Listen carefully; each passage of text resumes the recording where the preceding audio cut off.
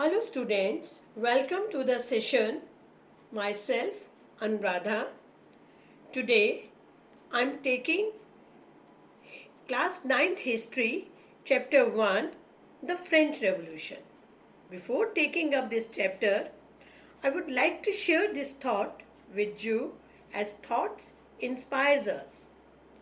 Fear creates hurries, which makes worries. Boldness creates victories, which makes histories. That's why this revolution inspired other countries all over the world and come up with these ideals and slogan liberty, equality and fraternity.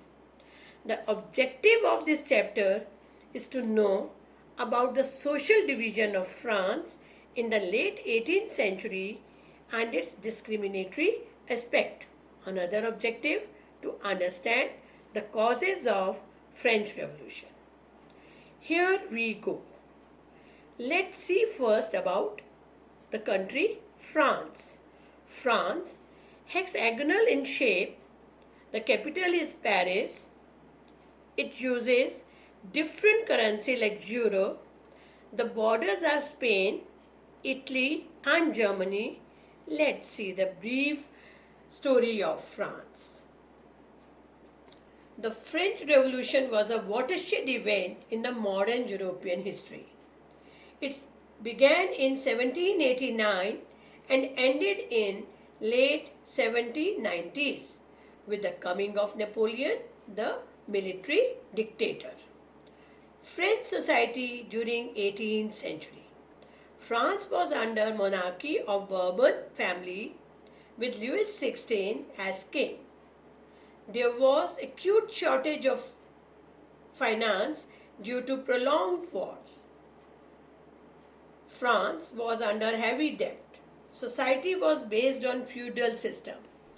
Vassals, we call it feudal system, vassals, that is large lots.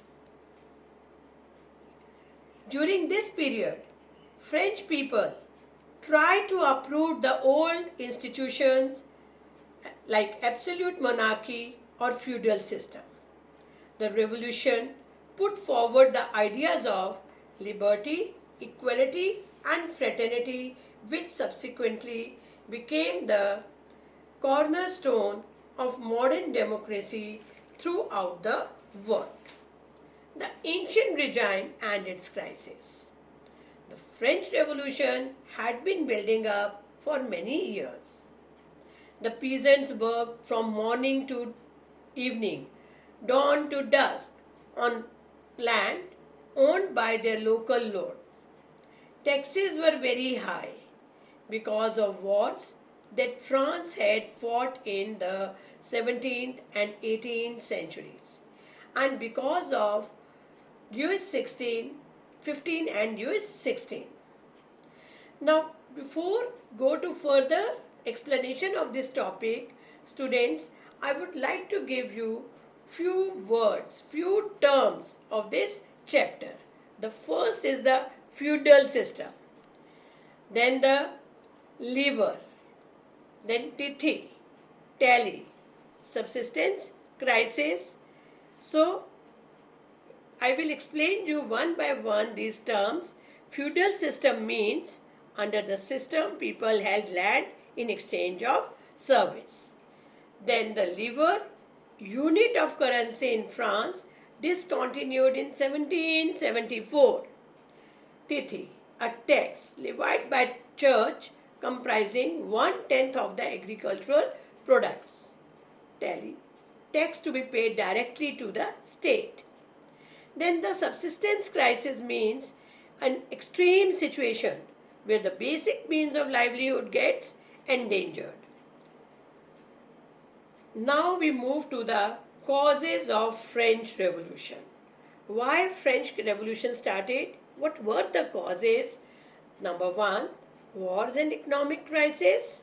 Number 2, excessive taxation.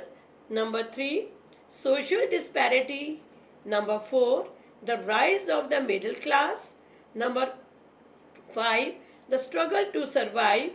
Number 6, influence of philosophers and writers.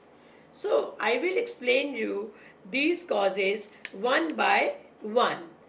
The first cause is wars and economic crisis. In 1774, when Louis XVI ascended the throne, he found an empty treasury. The nation had gone into deep debt because of fighting of the 7 years long war, that is from 1756 to 1763, and the Revolutionary War in America under Louis XVI. In this war, France helped the 13 American colonies to gain their independence from Britain. The war added more than $1 billion to a debt that had already risen to more than 2 billion livres. Just now I have told you livre is a unit of currency in France, but it discontinued in 1774. So the first cause is the economic wars and economic crisis. The second cause is the excessive taxation. Before the revolution, the common people were groaning under the burden of heavy taxes. The system of taxation was unjust and unreasonable. The upper caste, which consisted of the nobles and the church fathers, was exempted from all sorts of taxes. The burden of taxation was passed on to the masses, whose life was one of the misery, starvation and humiliation. The expenditure of the government was ever increasing on account of useless wars. With every increase in the demand for money, fresh taxes were imposed onto the common people. People were forced to pay all kinds of the taxes. These include a direct tax called tally, the land tax, the road tax, the toll tax, the salt tax, the tariff duties charged for moving goods from one province to another, up or down, or across a river, or so on.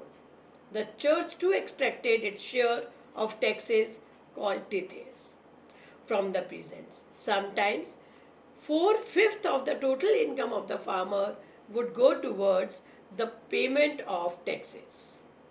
The third cause was the social disparity. In the 17th century, the French society was divided into 3 groups called estates: the first estate, the second estate, the third estate. The first estate consisted of the clergymen, the church fathers, who were the custodians of religion and conscience of man. They were the most venerated person in the society. The second estate contributed of landlords, men of noble birth and aristocrat. The third estate consisted of the majority of the common masses, and all the taxes of the burden of the taxes were on the common people. The fourth cause was the rise of the middle class. In the 18th century, it witnessed the emergence of social groups termed as middle class. It was the class of businessmen, traders, bankers, manufacturers, scholars, merchants, etc. All of these were educated and believed that no group in society should be privileged by birth. The middle class people became the leader of revolution. So students, with this, I'll take up the next causes in my next session. Thank you very much.